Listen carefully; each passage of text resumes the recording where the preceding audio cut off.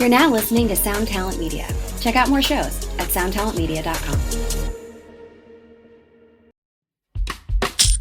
Shopify grows your business no matter how far or big you grow. Shopify is the global commerce platform that helps you sell at every stage of your business. Whether you're selling your fans' next favorite shirt or an exclusive piece of podcast merch, Shopify helps you sell everywhere. Shopify powers 10% of all e-commerce in the U.S.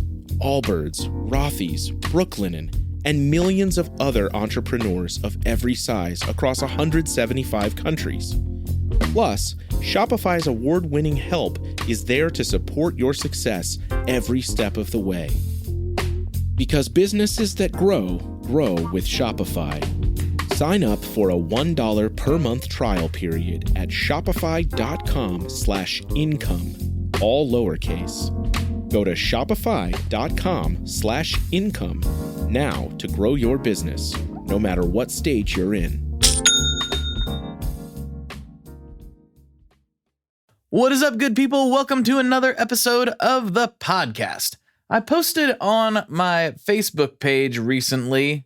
Wow, that was the most old man thing I could have said right there, but it's true. I posted on my Facebook page that I had some very exciting guests coming up this summer, and this is one of the ones I was referring to. Today I'm talking to Dante Frisiello. Dante plays guitar with none other than Steve Vai himself. The dude is a very accomplished musician, and I really like his approach to life in general. We got into some really more, higher level, I guess, conversations, more general conversations that could apply to really anyone, no matter if you're a musician or not.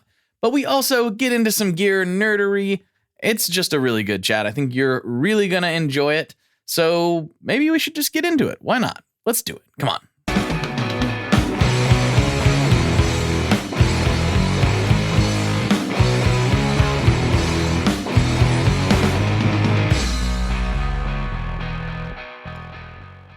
Hello, everyone. Welcome back to another episode of the Tone Mob Podcast, a show about guitar stuff, occasionally, sometimes. I'm your host, Blake Weiland. With me today, I have Dante Frisiello. What's going on, man? Hey, man. What's going on? Thanks for having me. Yeah, I'm excited about this. I explained this to you off the air, but I became familiar with your shreddery via Stringjoy, as a lot of my new artist exposure has happened these days. Not that you're brand new, but new to me, rather.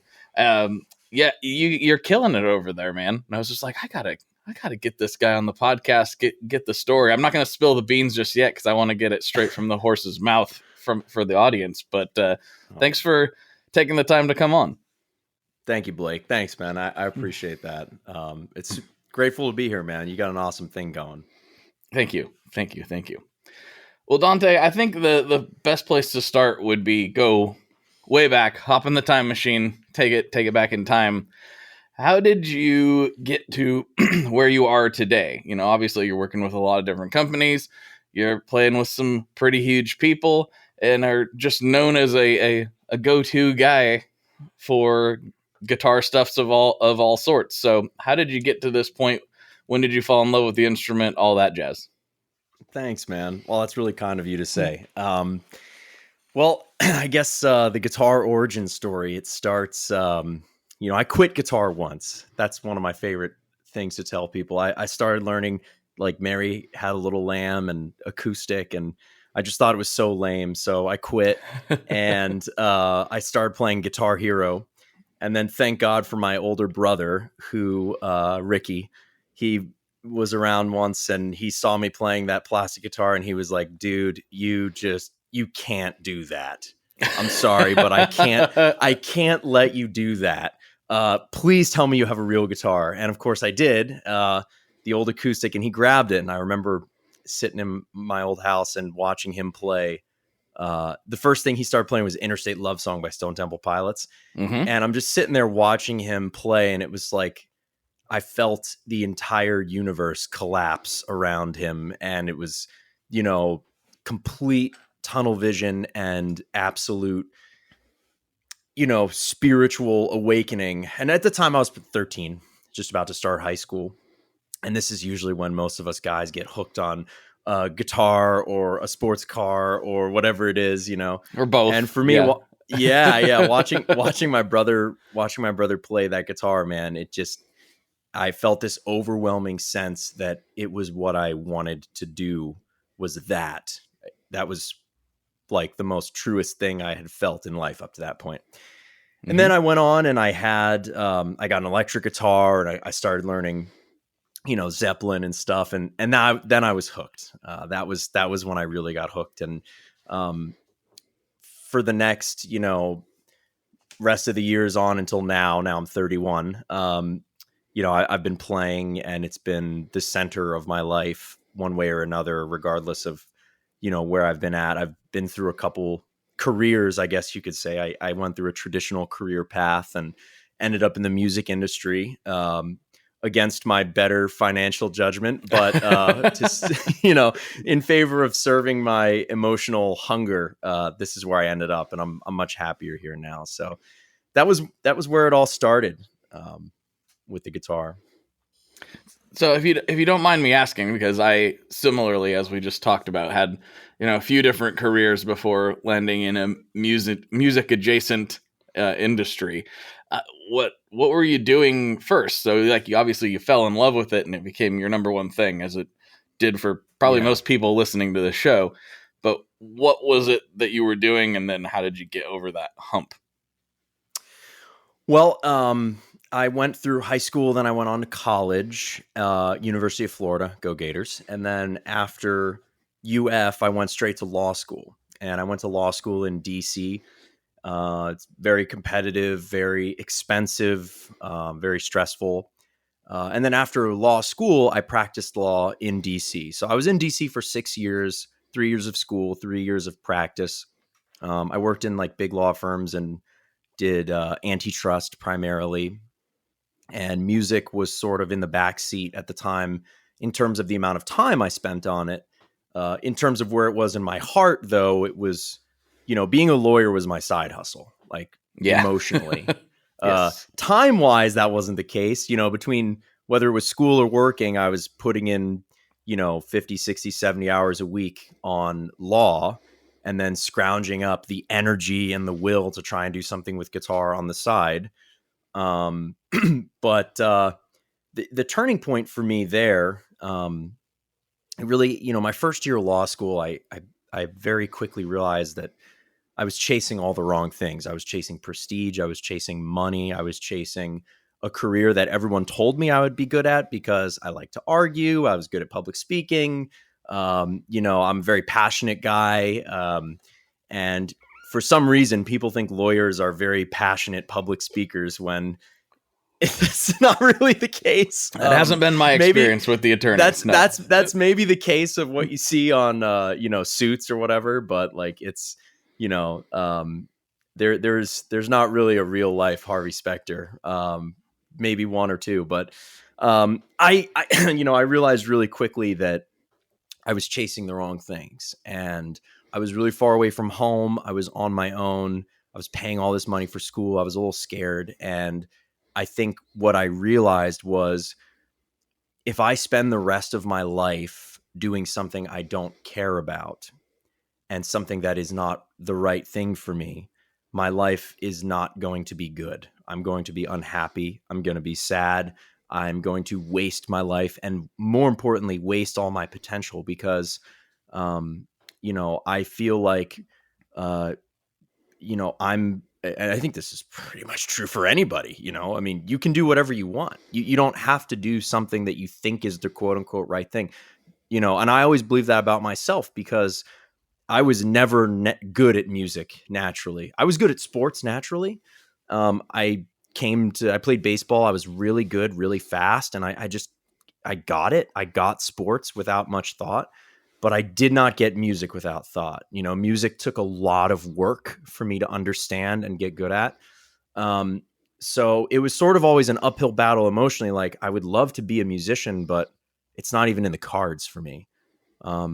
But what I realized was I wasn't living my purpose, and I wasn't doing something that mattered, and my life felt wasted. So I said, screw it. I want to be a musician. Music is what I care about. So from my second year of law school on, I sort of recommitted to that goal and, made 5 albums in 5 or 6 years, started a band, played in 3 or 4 local bands. I had been playing in bands and making music before that, but I got really serious about it. And I basically just set non-negotiable goals for myself that were in alignment with my ultimate vision of spending my life on music. I want to be a songwriter, so I'm going to make records. I want to be better at guitar, so I'm going to play in a bunch of bands, folk, pop, whatever, hip hop, learn how to play in different genres, and get educated on the fly. I never went to music school. So that was kind of the transition through law and the lawyer life. And then I eventually got the opportunity to leave when I was asked to be a guitar tech for Dave Weiner, who played with Steve Vai for 20 years. Yeah. So that was the entry point into that world. So you were really, it seems like, doing everything you could associated with music and guitar just to be around it and seize whatever opportunity happened to come along, if I'm reading the story correctly, because you didn't even mention the tech work in that lead up to it. And it's like, oh, well, obviously you got pretty good at working on them too, which is a completely different skill set and different thing you have to think about when it comes to the instrument. Yeah. It's, well, there's a couple things there. I think, first thing is that, the reason why it all happened is because, I naively believed that everything happening in the world around me was an opportunity. Okay. And I saw every possible gig, every possible jam, every day that I had a few hours to make music, every single thing around me at all times was an opportunity. And I believed that I could turn my life into a movie if I just sought out the opportunities. And it was pure naivety. It was not, it was naivety and also ambition and desire and I hate revelations. Okay. I get really frustrated by, environments that are all about like, oh, let's have revelations. Like there's points in time where you have life revelations and things hit you and you learn things. Of course, I'm all about that. Journaling, reflecting, those are important things. But I believe in action. That has always been my calling card, because you can sit around and talk all you want, but if you don't get off your ass and go do something about it, you're not going to become a great songwriter. I believed I had the gut instincts to write great music, but what am I going to do? Sit around and, record a couple riffs on my phone and call myself a songwriter? No, I had to make records. I had to produce them. I had to finish them. I had to publish them. And it was in doing that I not only learned all the skills, built relationships, learned how to work with people in that context, but that was also where you do get to the actual reflecting period that makes sense, which is after you've done a lot of work, after you've put in the time, after you've accomplished something, then you can sit back and, there's a very different experience listening to an MP3 or a WAV file of your album and then listening to your album on Spotify. Big difference, because in one case, you can't change anything. Once it's on Spotify, it's out, it's done, you've released it, it's published. And now you are done with the project. And it is not until you're done that you sit back and you go, holy shit, my guitars are out of tune. Holy that sounds horrible. Why didn't I write more notes here? Why didn't I change this rhythm? And it's not until you're done with something that you can look. And that's why, football players watch film all day long, because when you're in the thing, you can't really learn everything there is to learn. So I'm a believer in action. And it was action that led me to get to know Dave. Dave lived in Philadelphia. He still lives there. And I was in DC. And I saw on Facebook, I swear, the universe just opens doors for you. Once you commit to something, things start happening. And I swear it feels like maybe a day or two after I said out loud, looking in the mirror to myself, like, screw the law thing. I want to be a musician. It was like the next day I saw this thing on Facebook that was Dave Weiner said, I'm starting a jam club in Philly. And I thought, I need to go to that because he's incredible. I love his music, obviously aware of his playing with Steve Vai. And I want to go learn from that guy. I want to play with him. He will kick my ass in a jam. I need that because I will learn. So I rented a car, and it was the first Saturday of every month. Rented a car, didn't have a car, and I went once a month for 3 years. Drove 3 hours, jammed for a couple hours, 15 minutes here and there in this music store, made a bunch of friends, hung out with Dave, got to know him, and then drove back at night. And I did that every month for 3 years. Wow. And I did that to learn. I did that to get better because Dave was the best musician I knew anywhere in my life around me that I had access to. So I saw that as an opportunity, and I took the action to put myself there so that I could learn. And, you know, the way the world works is like when you're positive, when you're on time, when you're enthusiastic, and when you show that you don't have an ego and you're willing to ask questions, learn, take action, reflect, improve, and continue that cycle, people give you opportunities. And so I had never teched before, but Dave started asking me to tech for him at I tech for him at this PRS festival. And then he started asking me, he knew I was making music. He started asking me to open for him. So I had a band I put together to play my solo music and opened for him at a couple gigs in Philly. And that relationship just kind of grew into a friendship and, you know, a mentorship in a way. And then he asked me to tech for him on a Steve Vai tour. And that's when I was like, oh shit. Okay. So, you know, it was that opportunity came as a culmination of putting myself out there, having a good attitude, you know, showing that I want to learn and grow. And hey, man, this is my goal. I want to be a musician. So I'm here to learn from you, and I'm going to just keep showing up every day. And then eventually when he decided to leave the band on that tour, he suggested to Steve that I be his replacement. So that's how I ended up playing with Steve. Wow. I mean, that you said a lot of things there that make a ton of sense to me too. Is you can't pursue every single possible little thing forever. You can do it for a little while, right? But like you said, kind of naively believing that everything is an opportunity. I think you have to have that attitude when you're starting out from ground zero, no matter what. I do. I think you kind of have to view it as that. But then as you pursue some of those things and you see which ones tend to lead to dead ends and which ones tend to lead to other things, you can kind of get better at most of the time identifying.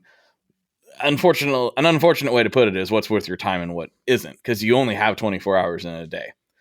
And I think that what you were talking about with the action is a thing where everybody gets hung up, and it's the thing that can make or break whatever you're doing. It doesn't have to just be music.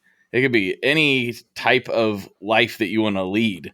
Like if you see something that looks cool, the difference between the person who achieves whatever that is and the person who doesn't is that person tried. That person did something. That's right. To put themselves into that position.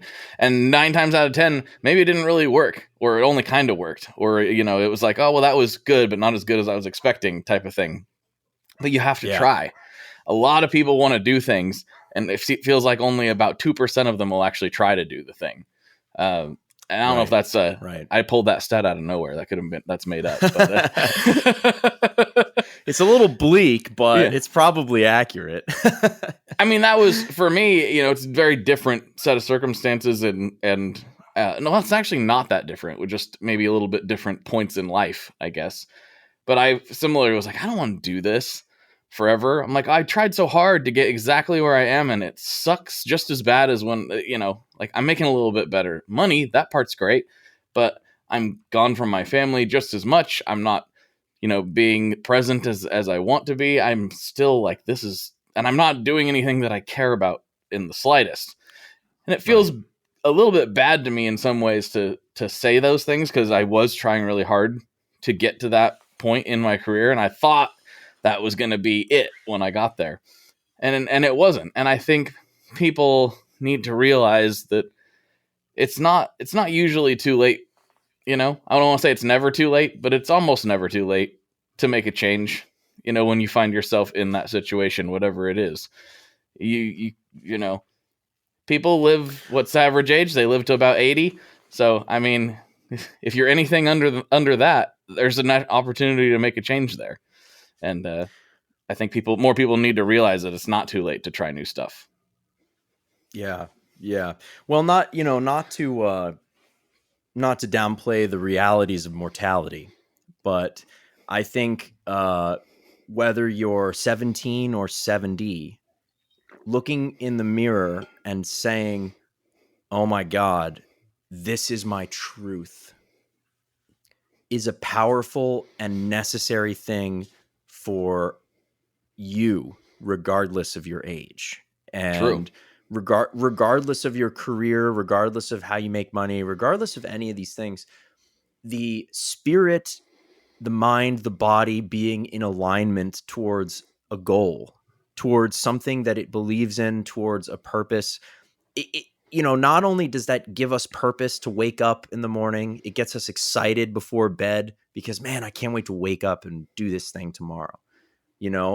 That is valuable. Like if you could, extract that into a serum and sell it, like that is valuable regardless of the age of the person. And I think that the biggest thing that our world is missing right now in this day and age is integrity. People don't have the time, space, ability to say out loud to themselves, "I'm screwing up. This is wrong." And everyone just wants to take a pill, take a drug, play a game, go on social media, whatever it is. Like people do not have enough. And I'm speaking generally. I'm speaking generally about our society where I see people struggle, where I hear people struggle, where I talk to students of mine that struggle, where I talk to other musicians. When I talk to people that struggle, it's a lot of times the answer to everyone's problem is really simple. You got to look yourself in the eye and you got to say, "Dude, this ain't it." You got to have integrity with yourself. And, that's a rare thing because it's hard. It's painful. The truth hurts, saying the truth, believing in the truth, accepting the truth, understanding what your truth is can be painful. It's very painful for my wallet to say I want to be a musician, not a lawyer. And my goodness, man, when I was 23, 24, 25 in my years in law school, and that was a very emotionally tumultuous time. I was going through a lot of pain because my whole life had been built toward becoming a lawyer. That was my path. Everyone growing up told me I was going to be a lawyer. I was going to be president. I was going to be whatever. I wanted to run for office. I went to school in DC with the purpose of maybe getting into government or becoming a judge or doing something in that world. And, I interned for a senator. I worked for judges. I worked for the SEC. I went and worked for law firms too. And, in all of these experiences, right, ultimately, what I saw and felt was that I didn't belong in any of it. I knew where I belonged. Like I belong with a guitar in my hands on stage. I belong in front of my computer making music. I belong playing music with my friend, in places where I'm playing music with people and connecting and communicating. That's what I love to do, man. It's just what I love. And people will ignore their truth about what they love in favor of comfort and convenience. So, allow yourself to be uncomfortable once in a while by accepting the hard truth. The reason why someone is out of shape is because you eat like and you don't work out. Get up, go to the gym, stop eating crap, and take some action. Have some integrity with yourself. Look yourself in the mirror and say, life is hard and I'm sad and whatever, but this is my fault. It's my fault. It's no one's fault but mine. And people aren't taught to think that way. That kind of thinking is dangerous. And I've kind of gone off on a bit of a tangent here, but it's once you've experienced the freedom of integrity with yourself about what you like and what you care about and who you are as a person, That's a powerful feeling. And you can't, there's no undoing that. Once you've seen that, there's no going back, And anyway, it's a bit of a tangent, but No, I know. I think it's all related, because what most of us will do, and self included for many years, will just be like, well, I guess that's just what it is. I guess this is what it is, and I can't do anything about it. There's nothing. What could I possibly do about it? And that's a weird feeling, especially living, I'm not saying this place is perfect or anything, that we don't have problems, but especially living in America in 2024, a lot of people who feel stuck aren't necessarily as stuck as they might feel like they are. And being able to actually take a couple steps back and look at that and recognize that is hard to do, because we're not taught to do it. From growing up very young, definitely not in school, you're not told to think about that kind of stuff. You're told to think about what career is going to make society going to appreciate, what are you going to do? What are you going to do when you get older? And even in my scenario, like the counselors and the principal and everything at my school was like, where they were not helpful. Cause even then I was like, oh, I don't think I'm going to go to college. I feel like a little more drawn to some of this blue collar stuff. And they acted like I just told them that, like, well, I really would like to get into hard drugs, like they were very, very not okay. Like, well, what do you mean? And I would tell them, I'm like, I don't plan on going to college. Maybe I will at some point, but at this point, I don't feel like I'm going to do that. I'm probably going to go to maybe a trade school or learn how to fix stuff, or that's just what I feel like I want to do right now. And I might as well have told him that I'm going to eat cats for a living. Like it was crazy, the responses. And I think that's a little bit, hopefully, less of a traumatic response to people these days. But even then, it was very looked down on. And I can only imagine if I told them, oh, I'm going to go tour in a band. That's my plan. They would have just probably arrested me and had me committed or something. Yeah. So all that to say is society as it's currently constructed, and I think it's getting better, maybe, it isn't really designed around having kids and adults learn what it is that makes them tick, what it is that you enjoy. And we're talking about all this stuff. There are people who are made to be lawyers. They are, that is what they want to do, what fires them up, and they're made to be lawyers. And that's great.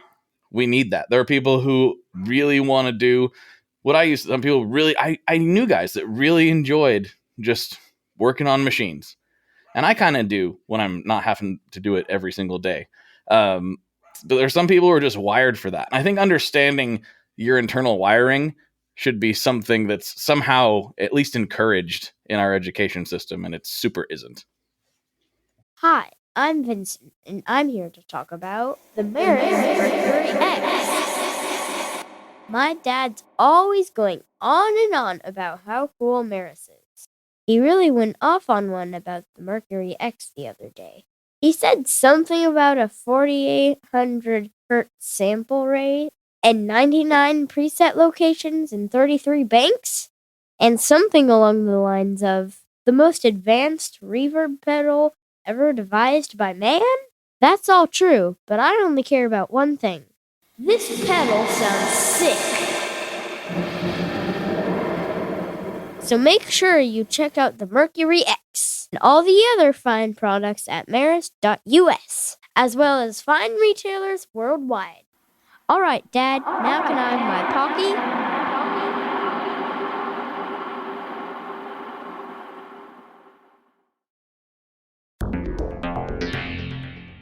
How exactly do artists get their music on Spotify, Apple Music, Deezer, Tidal, all these services? How in the world do you get your music there?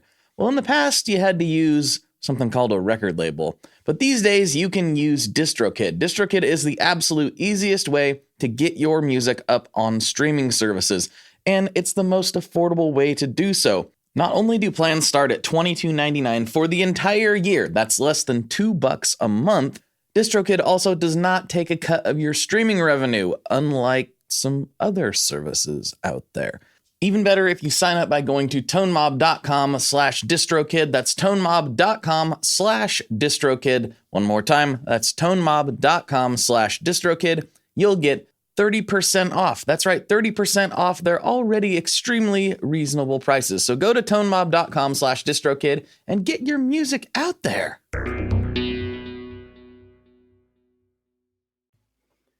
Our education system is about conditioning people to become quote unquote functioning members of society by filling roles that have been predetermined for them by the already existing society, which has needs.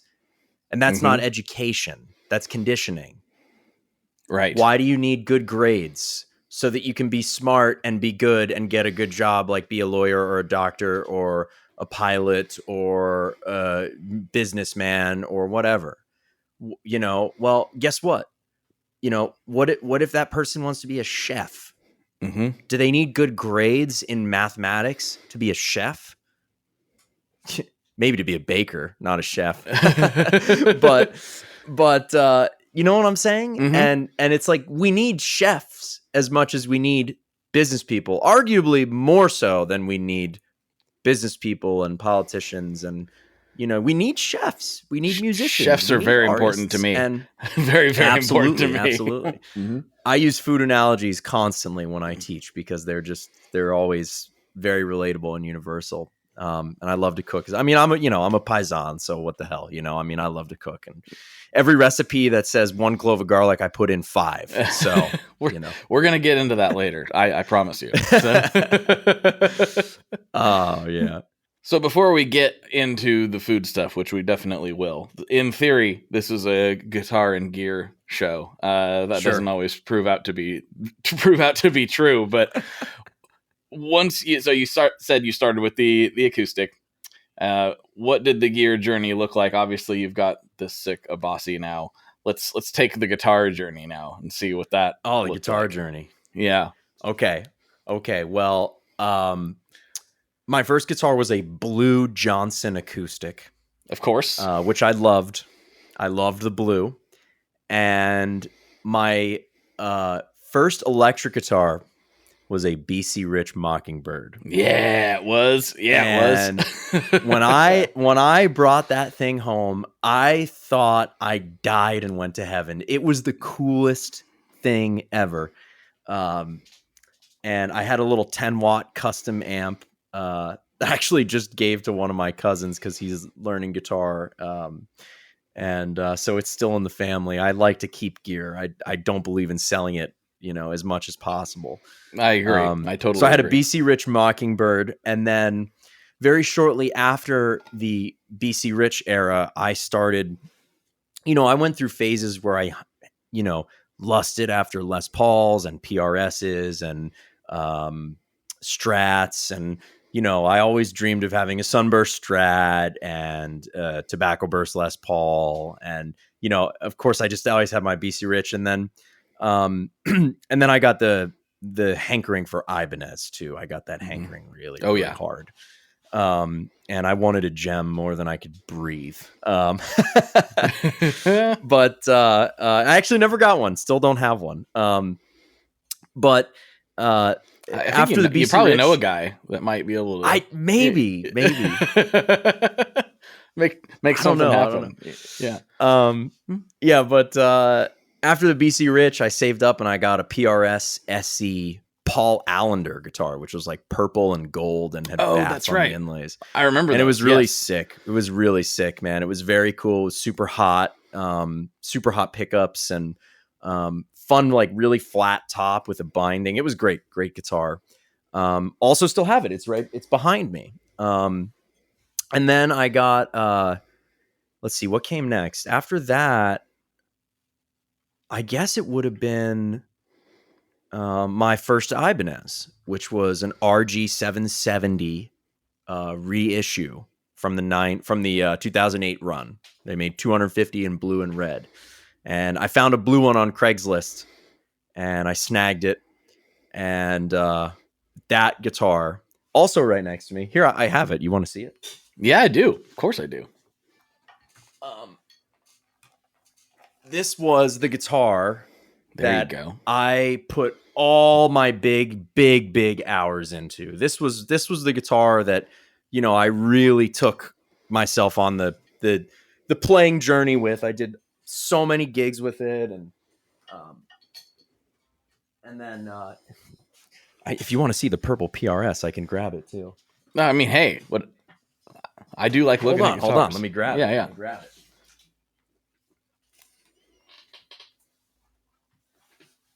So this was my high school guitar. Oh, there you go. Oh, And yeah. it That was looks just- great.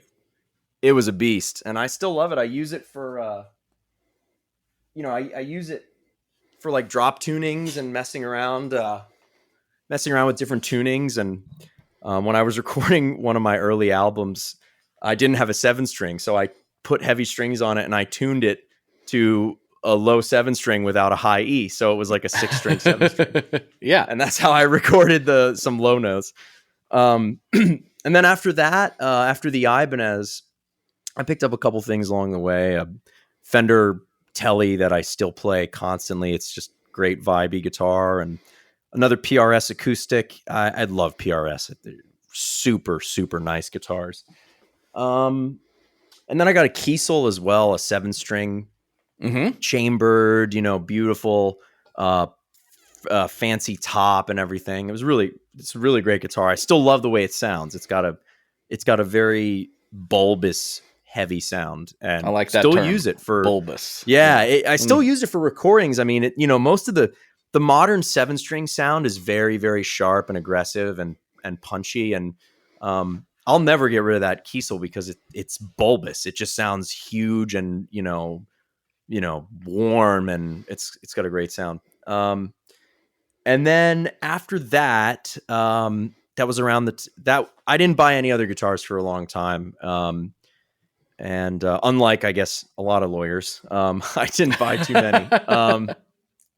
I've always been, not to disrespect the topic of your podcast, I've always been much more interested time and focus wise on making music rather than gear. So for me, once I got through those like first 5 or 6 years of wanting every guitar in the world, when I got the blue Ibanez, I was kind of like, all right, this thing's good enough. Like, I want to really focus on what I'm doing. And now I'm in this place where I'm getting a bit of a new appreciation for gear. I'm starting to produce electronic music, and I have synths and more pedals and things that I'm trying to use for fun. And all you have to do is go make one record in a studio and realize, oh, I should never sell any guitar ever, because they all can do different things.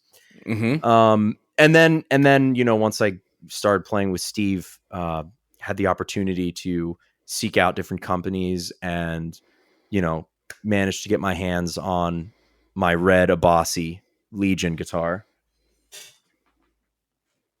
And this, I have played so many guitars in my life. And when I pulled this one out of the case, only $2,000, by the way, it's an import. It's not one of the USA ones. And I've toured this one around the world now. But when I pulled it out of the case, I was like, yep, this is the greatest guitar I've ever played. This was made for me. And, I was at this place where I'd played the Ibanez for a really long time, and it was starting to feel, I guess it was starting to feel like I wanted to change, like I wanted to play something different, and I didn't know what. So sorry, I'm just putting that back in the rack. So, I was able to try a bunch of stuff and went to a couple NAMM shows and got a few other guitars from different companies and tried a bunch of things out. And ultimately, what I was looking for was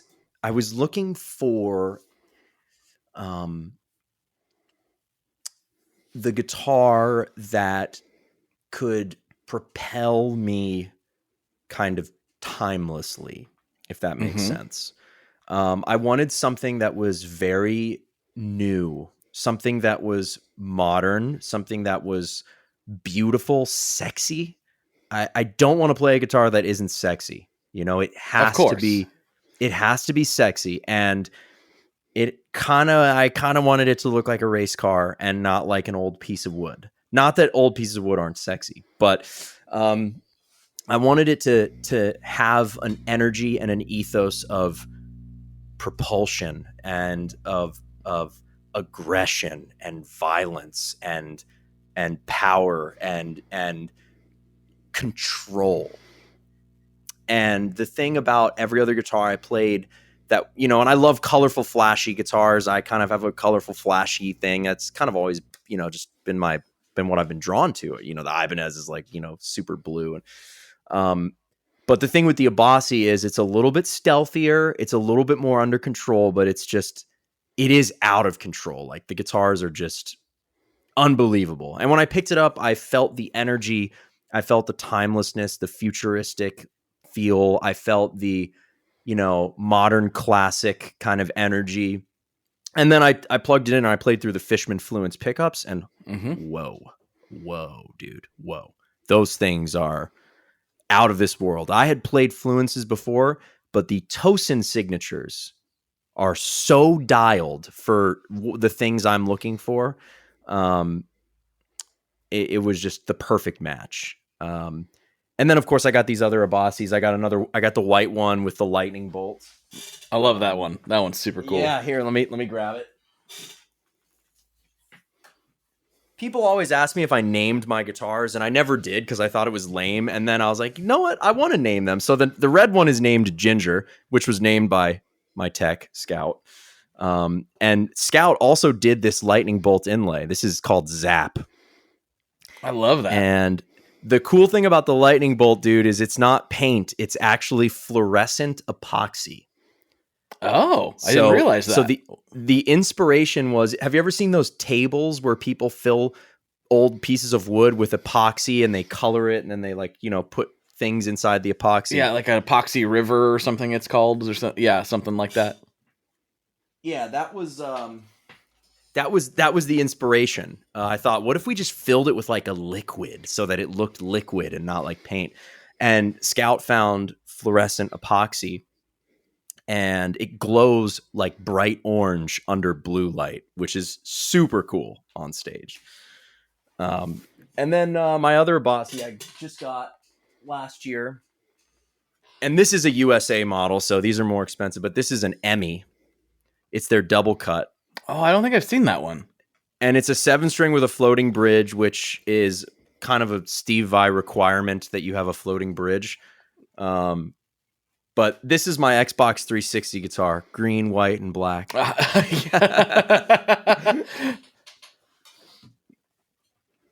So, yeah, those are the guitars, man. That's sort of the guitar journey. That's great. Thank you for taking us through that. So it's always interesting when I ask that question.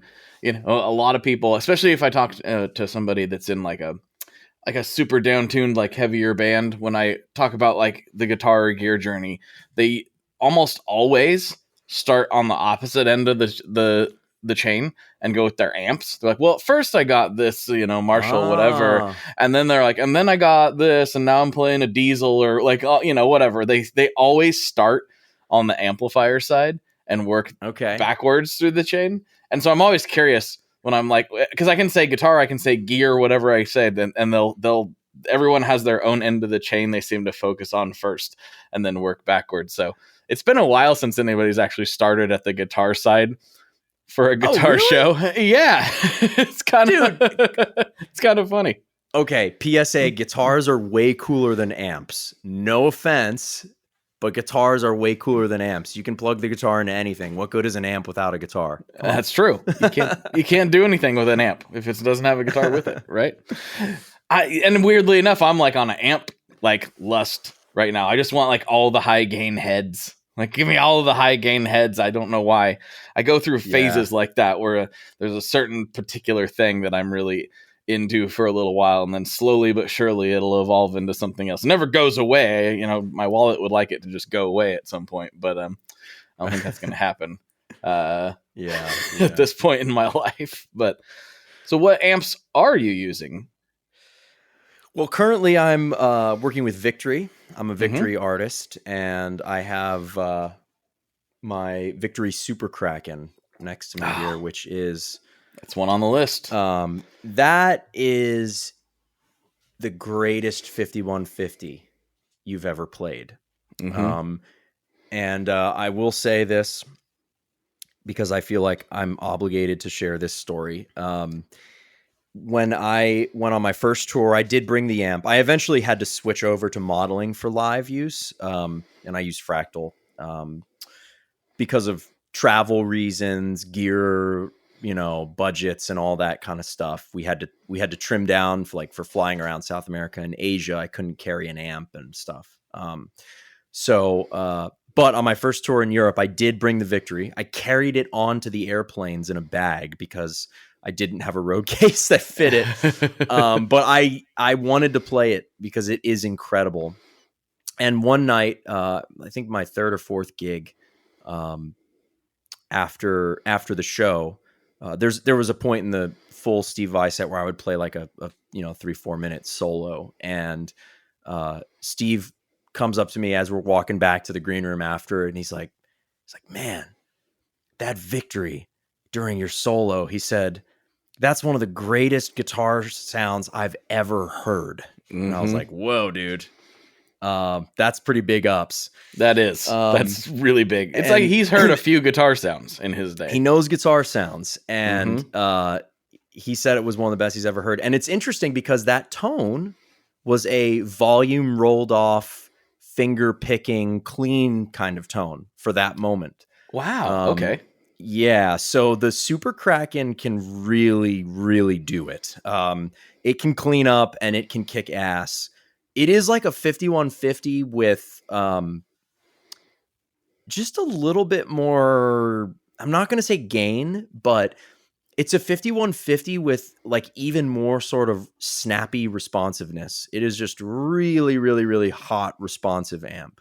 And it's nasty. I love playing it. Great clean channel too. But yeah, I the reason why I ended up with Victory, and admittedly, I didn't shop around amps the way I shopped around guitars. I kind of knew what I wanted. My favorite amp tones I've ever heard were from Cornford amps. And of course, that's amp builder Martin Kidd. And that was his previous company. So knowing that, I always kind of knew Victory would be my favorites. And I've played other amps that were really good, boutiques and Marshalls and all kinds of stuff.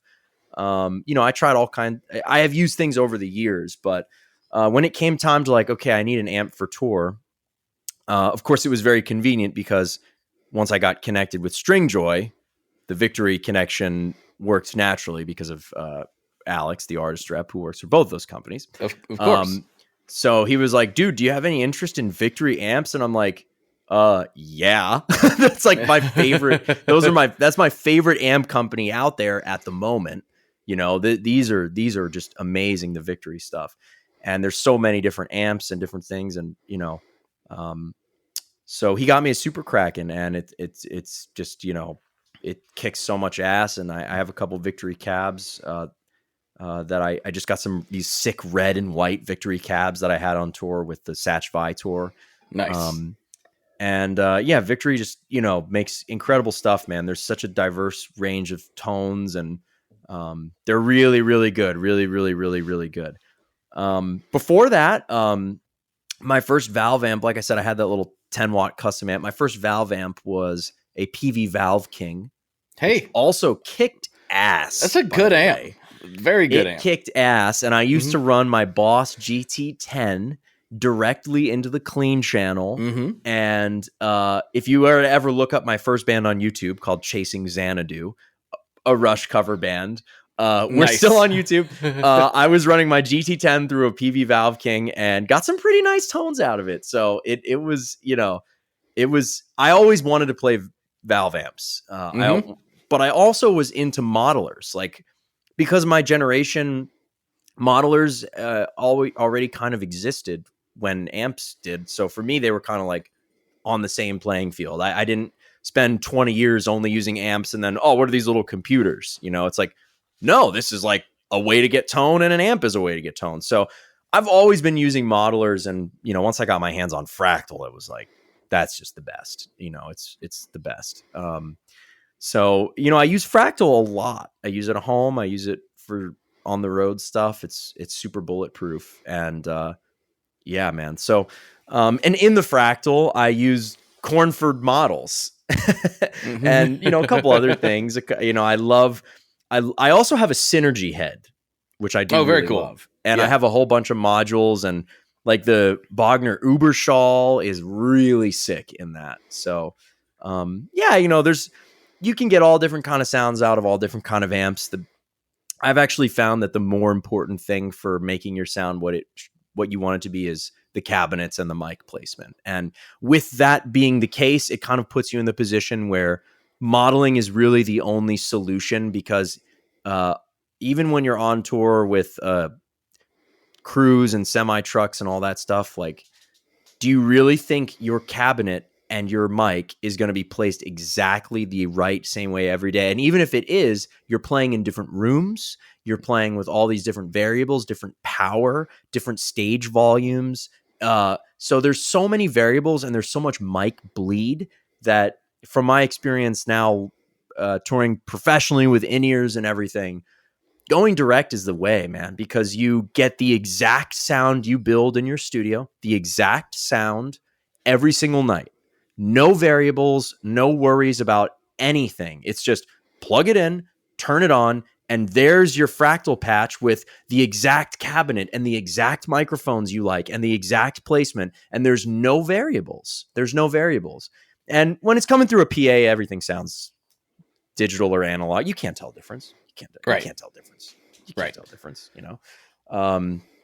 You might be able to feel the difference if you were standing in front of a cabinet, but if you're playing on in-ears, it really doesn't matter. And nowadays they have these powered speakers, and like, I played my Fractal through a Seymour Duncan power stage into these Victory cabs, and it feels like an amp. It's responsive. It's moving air. It's great. It's great. So there's a lot of different solutions out there, but those are the things I've used. We are brought to you today by Sweetwater, specifically the Gear Exchange. You may have heard about this. This is a place where you can go to buy and sell your used gear. Maybe you got a pedal over there that's just kind of collecting dust. Maybe there's something you've been eyeing from the Sweetwater catalog. Well, right now is a great time to turn that unused gear into something you're actually going to use. Even better, if you sell on the Gear Exchange, you can keep 100% of the sale as long as you choose a Sweetwater gift card as your payout method. That is not too shabby, because let's be honest, most of this buying and selling we do is just to fund new gear purchases, and that is a great way to reach a wide variety of customers and keep 100% in your pocket, or rather on your pedal board. So go check out the Sweetwater Gear Exchange and turn that unused gear into something that's actually going to help you write that next huge riff.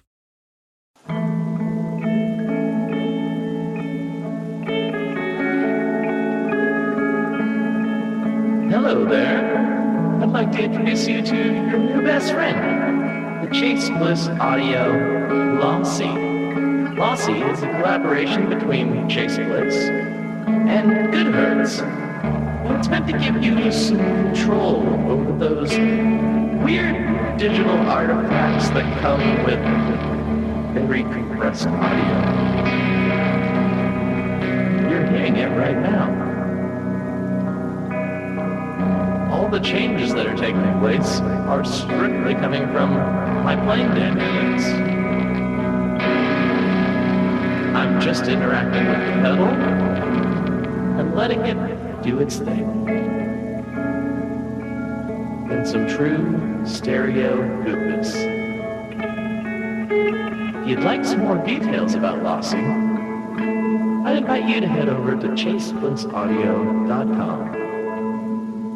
I think you're going to like what you find. Hello, Tom May here, host of Future Friday. I've spent the last 15 years on the road with my band, The Menzingers, where I've met all kinds of wild and fascinating people. So I started a podcast. On Future Friday, I talk to fellow musicians about the moments that made them, their passions outside of music, and the curiosities that tie us all together. I've also talked to the likes of UFO researchers, magicians, soldiers, and documentary filmmakers, and I'm constantly searching for folks that can shape and change our view of the world. You can check out Future Friday wherever you like. Yeah, it's really amazing. I used to be very much like I just only tube amps all the time, and it's still primarily what I do because I don't have to move anything. It just stays right in here, and so that's why I used to be like kind of down on the digital stuff. If you go back to like older episodes, I'm like, I just don't need it. I don't need it. Why I got my like little soundproofed area. I can crank it up till 11 at 11 p.m. if I want to, and nobody will hear it or tell me not to. I was just like, I don't really need it. But then I started like playing with this hybrid situation and playing with more plugins and things just because I'm like, well, it's the sort of the business I run in. I need to know. Everyone's talking about this stuff, and it's stupid that I don't actually have a real opinion on it just because I'm being an old fuddy-duddy, stick in the mud type of person. So I really started to appreciate and enjoy a lot of the plugins, and the real turning point for me, and I don't know that this would be the solution I would take on the road, but for me, the Boss Tube Amp Expander just totally changed my content creating game, my songwriting game, because now I can take all my wonderful tube amps. I've got a huge library of IRs to pick from, and it just makes recording so easy. And I can I can run it out to an amp, so I can do both, and that's like the best. I'm like, oh, good, I don't have to choose. I can do both at the same time. This is the best. This is the way I want to live my life. I don't want to make decisions. I just want to play both. So yeah, I'll plug in to that, run the line outs to my interface, mic up a cab, and play. So I get the response that I want when I'm playing with the loud amp, like kind of feeding back in itself and everything. I get a bunch of stuff to select from and mess with in post, as well as the raw cab sound. It is like, this is it for me. But I would never take that on the road. It's way overcomplicated. I mean, I would take a tube amp expander, but I wouldn't plan on running 25 cables out of it to try to get these combination sounds. I think that's part of why I'm just very much into the studio. I really love being in the studio where the possibilities are unlimited. I can have these ridiculous pedal chains and run 5 amps at the same time or whatever. Like I just I'm such a nerd about all that stuff. Yeah, man. And like the most fun I had making records with my band Fly in Formation always is reamping, because it's like, dude, all the recording's done, the parts are perfect. Excuse me. And now it's like, okay, we're going to run it through this amp and then this amp and then this amp and then this amp. And we're going to try them all and we're going to compare them all. And we're just going to listen. And the part is being played perfectly back for us. So all we have to think about is the tone, not the performance. Mm-hmm. And that's when you can really dive into, assessing the variables, playing with mic placement, playing with cabinets. It's no fun to do any of that stuff when you're being creative or when you're recording. You want to do that stuff after. You want to do that stuff when you're done with all the other work, because then reamping is like a total blast. But if you like have to, convenience is a conduit for creativity. Oh, I like that. If you create a convenient workflow for yourself where you're able to very quickly access any type of sound from a keyboard, a guitar, a microphone, a MIDI controller, a plugin, all within, a blink of an eye, then you won't ever be slowed down by gear or technology. So it's like when I'm a big believer in doing administrative work in and around the studio. Administrative work meaning setting up project templates, cleaning up wires and things, and having things set up so that you can just boom, boom, now I'm playing keyboards. Boom, boom, now I'm playing guitar. Boom, now I'm through my fractal. Boom, now I'm through my amp. Like taking the time to do administrative tasks in your creative space, however big or small, when you're not inspired, when you're tired, when you're late at night, whatever it is, early in the morning, whenever you're not working and you're not feeling creative, is really good, so that when you are creative, it's all right there. And then that allows you to really focus on the creative work, which is ultimately what I'm always the most interested in, is the output. But I love gear and I love having it accessible. So, you know, I'm a big believer in that kind of a setup. Man, that's like a mic drop moment. Convenience is a conduit for creativity. That's brilliant. I mean, I've tried to say that in much more complicated and less concise ways, but that's extremely true. And I am admittedly very bad at the administrative stuff. I've talked about it on socials many times, where my pattern that I've fallen into in the last, basically my whole life, but especially since I've been doing this full time, is I clean up my space, I get everything dialed, everything's great. And slowly but surely, over a 6-month time, it starts to descend into chaos. And there's pedals laying around and chords laying everywhere and things just all over the place in just disarray. And then I have to go, this is unworkable. And then I have to take 3 days and completely scrub everything from top to bottom and put it all away, get it back to square one. And then it's good. I wish I could have the discipline, and I need to work on it, to just keep it straight and keep it organized. But I get into these like almost thievery pitches of making stuff, and it just looks like an insane person lives out here sometimes. It's real bad. It's never dirty. I can't stand dirty, but there's definitely cables all over the place that I've kind of got this camera angle really purposely dialed right now. Don't look too far either direction. So well, I need to remember that. I need to remember that.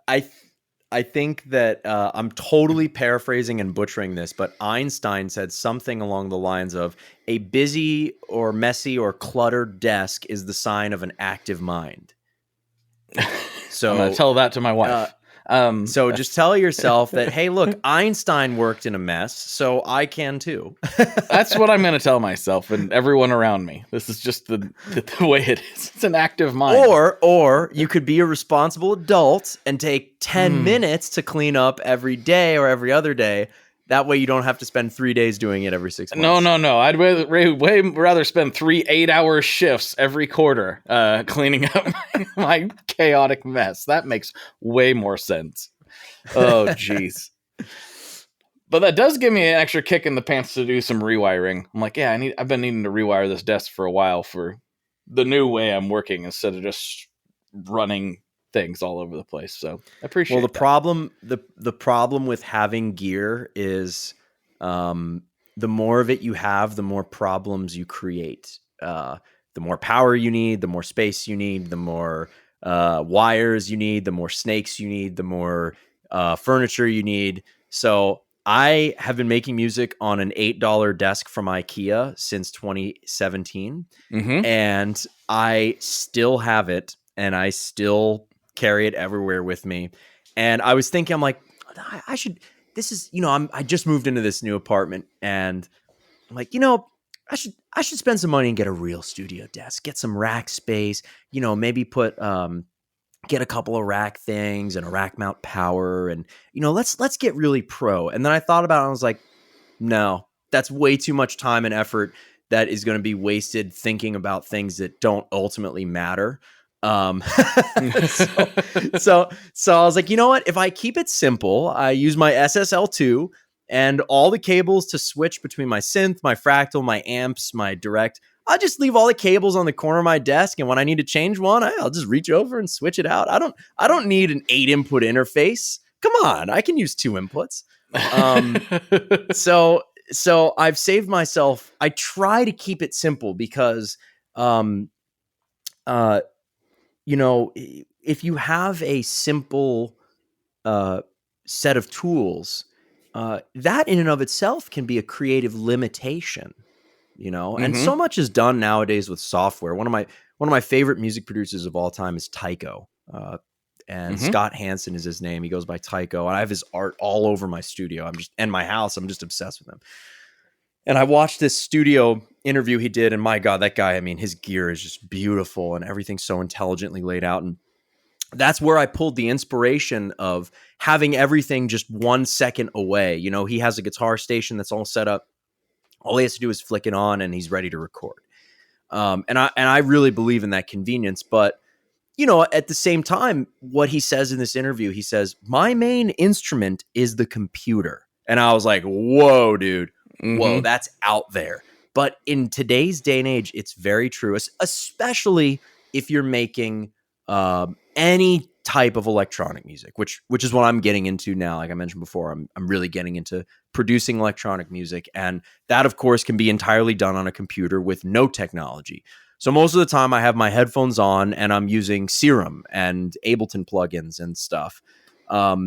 But that being the case, even when I was making progressive music, progressive metal with my band, which I mean, I still do, obviously. But when I was making all that kind of guitar centric music, there was still a power for me in keeping the setup as simple as possible so that I could focus on the thing that ultimately matters the most to me.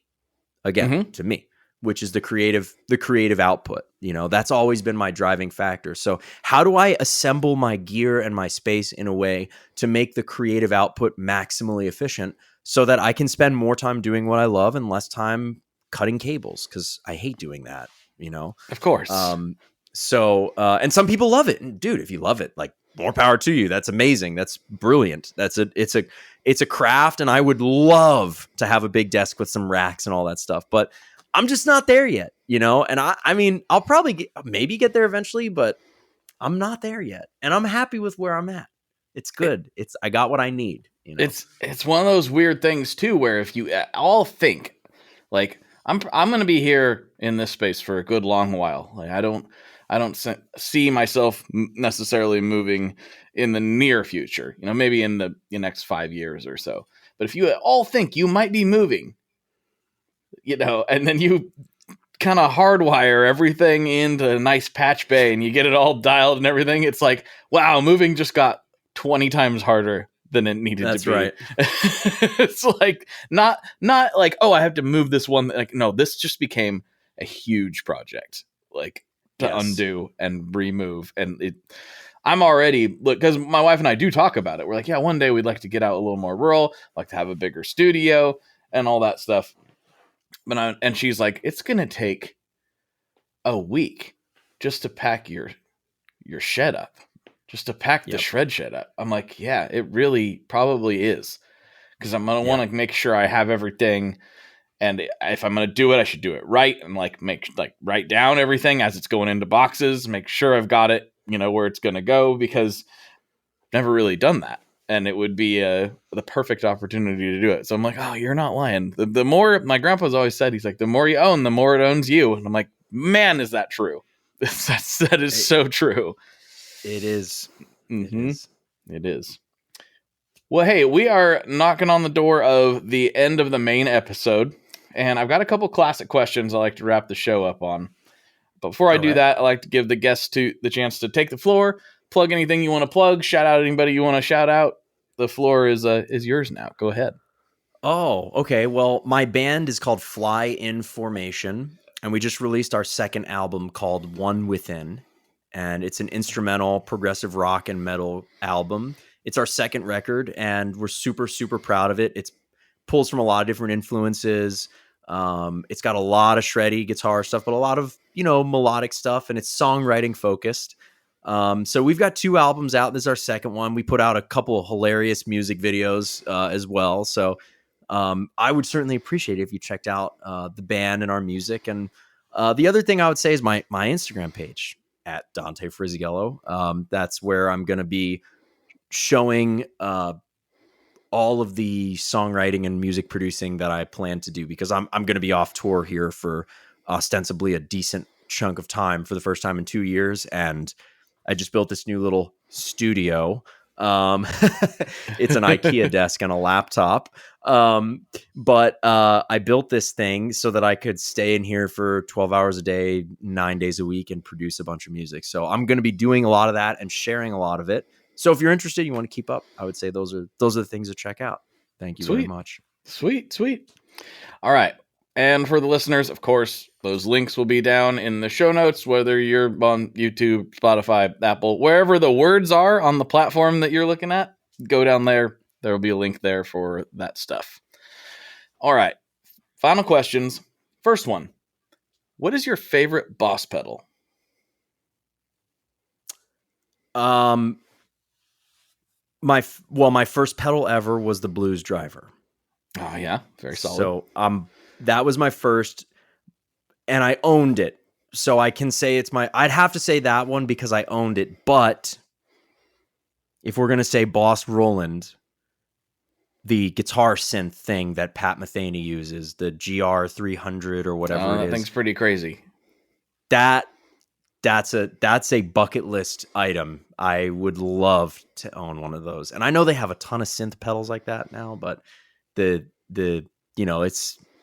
would say the Boss synth guitar sound. That's the one. That's the one. But I like that. Good. That's a good pull. I don't think that one's ever been shouted out. You don't have to. I don't think you have to own it for it to be your favorite. There's a lot of things that I think are I'm into that I don't necessarily own. Maybe I've tried them once upon a time. So sure. I think that counts. I think that's totally fair. Okay. All right. Yeah. All right. All right. Final question. This is, call back to earlier in the episode, but what is your favorite kind of pizza? Oh man. Well, this is going to piss everyone off. Okay. Here we go. I am a pineapple fanatic. Pineapple on pizza. My favorite pizza has pineapple, jalapenos, and bacon. Pineapple, jalapenos, and bacon. I did not expect this from a man with Italian heritage to be talking about pineapple on pizza. It hurts my dad's soul. He is New York Italian. He makes his own pizza dough at home, and he ferments it for 4 days and has his own sourdough starter, and he has a whole sheet of paper. He fills out his dough hydration percentages, and then he makes pizzas. And he's only made one pineapple pizza once for me, but otherwise he doesn't believe in it. It is my favorite. Sorry. Well, nobody's perfect. It's I think I like your dad a lot. Sounds like my kind of guy. That sounds great. No, and I've said this before, but it's been a while. I just want to remind listeners. First of all, it's not that I don't like pineapple on pizza. That is not it. It's that I don't like pineapple. That's the problem. I wish I did. I always rather like things than not like them. That's what I'm always like, I wish I liked it. And maybe one day I will, because there's definitely things I used to not like that I now like. So I'm open. I'm always trying it. About once a year, I'll give it another go. I'm like, nope, still not there yet. That's not for me yet. But I appreciate it. That's what makes the world go around. Well, you want to slide over to Patreon, see what kind of nonsense we can get into? Sure, let's do it. Cool. All right, everybody. For Dante, this is Blake. And as always, folks, good luck and good tones. All right, folks, there you have it. There's another episode in the can.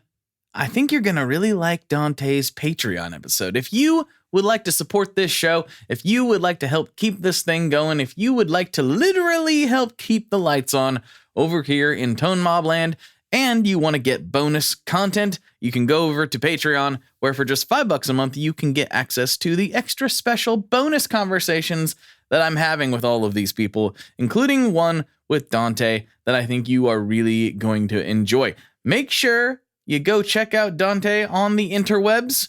Give him a follow on the social medias. Check him out. He's a super cool dude doing super cool stuff. And, he's a hunk. He's just so good looking. I mean, who doesn't need more of that in their feed? Go check it out. It's good stuff. I think you're going to like what Dante's doing. And I'm excited to see what comes next from the guy, to be honest. It's really, really cool to have him on board and a really cool guest on this show. Additionally, if you'd like to do something else to help support the show that doesn't cost you anything, please go over to your favorite person, your favorite musical person, and just, send them a link to this episode. Say, hey, this one was really great, or whatever one you think was really great. If there was one that you just really can't stop thinking about, or you just really enjoyed, or you got done and thought, man, I'm glad I listened to those weirdos ramble on the internet, then please send that episode to somebody you think would enjoy it. It would mean the world to me, and it would help out a lot. So please do that. Thank you to everybody who has hit those share buttons. It seriously makes a huge difference. So thank you very much, and I'll talk to you on the internet very soon. One last thing before we totally sign off here, I just want to remind you that if you do any shopping at Stringjoy, that's Stringjoy guitar strings made in Nashville, that will help me out as well. As I've said for years, I'm heavily involved in that company, and I really do think they're making the best products on the market. So if you would like to try custom strings, go to tonemob.com/stringjoy and check them out today. I seriously love what the team down there is doing. I help them out with all kinds of things, and by you supporting them, you are also supporting me as well. And hey, you need some strings, so why not get some custom strings just for your guitar and playing style? Again, the link for that is tonemob.com/stringjoy, and that will take you right to their website, and you can do all your shopping through there, and that will help everyone involved out. So thank you very much. Talk to you next time. We are brought to you by the wonderful folks at Gun Street Wiring Shop.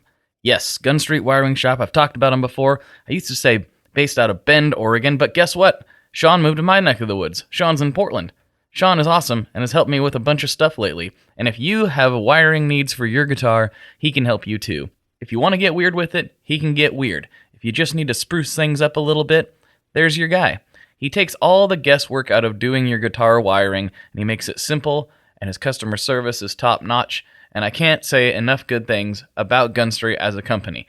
I really respect Sean and what he's all about, and the product is top-notch. I've got 3 different guitars that now have Gun Street harnesses in them, and I could not be happier. So go to gunstreetwiringshop.com and check them out.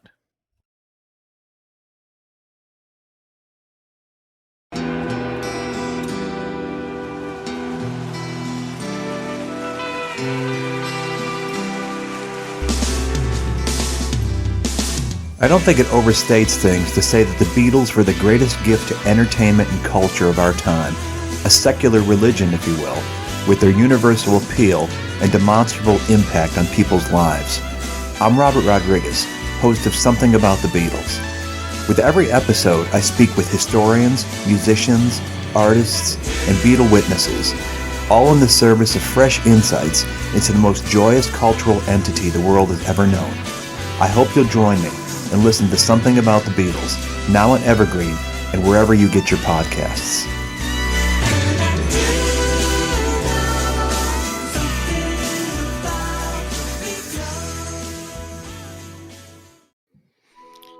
Welcome to us talking about our podcast for a minute.